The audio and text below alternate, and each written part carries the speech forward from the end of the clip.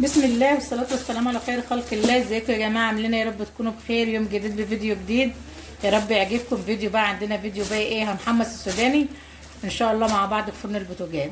يا رب يعجبكم، بس حط لي لايك للفيديو، ولو اول مرة تشوفيني اشترك لي في القناة.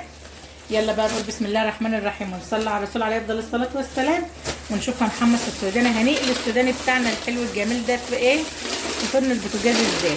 كده ما بقاش ليكي حجة خالص ما عندكوش فرن غاز، هنقليه في فرن البوتاجاز بطريقه سهله وبسيطه واحسن من الفرن ابو غاز كمان.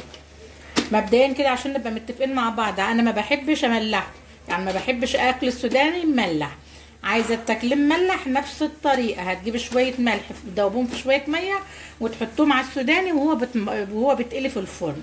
يبقى احنا ولعنا الفرن على اعلى درجه حراره عندنا، وجبنا السوداني بتاعنا كده، نحط كمان حبه، وجبنا السوداني بتاعنا كده حطيناه في الصينيه، وولعنا الفرن بتاعنا على اعلى درجه حراره سخن خالص خالص، وبعدين هنوطي الحراره بتاعتنا للنص تبقى حراره وسط، ونحطه في الفرن. وتعالي بقى نحطه في الفرن مع بعض. بسم الله الرحمن الرحيم. الفرن بتاعي مولع كده لان انا ايه ولعته سخنته على الاخر. حلو، سخنته على الاخر. هبدا اوطيه حراره وسط كده، ده عندي 220، واسيبه. هقفل عليه الفرن كده. حطينا السوداني بتاعنا كده في الفرن اهو، وسيبناه بس على درجه حراره وسط بعد ما حميت الفرن. وكل 5 دقايق تقلبيه كده، هقلبه معاكم برده، يعني كل 5 دقايق احنا حطيناه وقفلنا عليه الفرن، كل 5 دقايق نقلبه كده، وبعد ربع ساعه نختبره بقى، نفتح الحبايه قشرتها اتشالت معايا، يبقى اتقلب زي الفل. كده السوداني بتاعنا في الفرن اهو، كل 5 دقايق بكل بساطه وكل سهوله نقلب كده. انا بقلبه بايدي يا جماعه، بس انا عشانكم يعني علشان بصور بقلبه بالمعلقه، يعني انا بقلبه بايدي كده اهو، بمد ايدي هقرب الصينيه كده عادي خالص، ما هوش سخن قوي للدرجه يعني اهو، واقلبه بايدي كده لحد ما افتح حبايه معايا. بسم الله الرحمن الرحيم. قشر ده دخل على ده اهو، قرب يتقشر اهو، يبقى هو كده قرب ايه يتقلي. بس الحبايه تغمقي سنه، بحبها غامقه سنه. كل 5 والله ما خد ربع ساعه، ما بقالوش 10 دقايق في الفرن يا جماعه، وعلى نار وسط، وكل شويه اقلبه كده اهو، وبتستوي معاكي. ريحته طلعت كده عليكي جميل، يبقى اتقلى وبقى زي الفل اهو. هسيبه كمان شويه وهوريهولك برده وهو مقلي للاخر.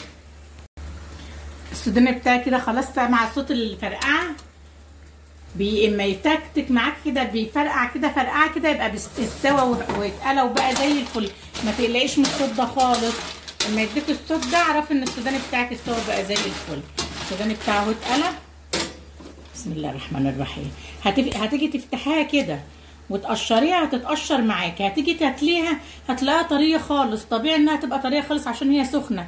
اما الطريه ميه كده، يعني لو كلتها كده سامعه مفيش ميه، سيبيها بقى، سيبيه بره السوداني كده في الصينيه كده بره لحد ما يبرد خالص، يسقع يتلج، تحط ايدك كده عليه تلج يعني في كيس. هوريهولك برده، وتلاقيها بقى الحبايه بقت مقرمشه وزي الفل. هو كده اتقلى وزي الفل، بس لسه طري عشان لسه سخن. اما تسيبيه بره، سامعه الفرقعه دي؟ انا عايزاكي تسمعي الفرقعه دي. هوريهولك بقى واحنا بنعين. السوداني بتاعه شايفاه اتقلى وبرد وبقى زي الفل. سامعه الخرفشه؟ غير بقى بسم الله، عايزه اوريهولك. شايفين لونه البني الخفيف ده؟ سامعه؟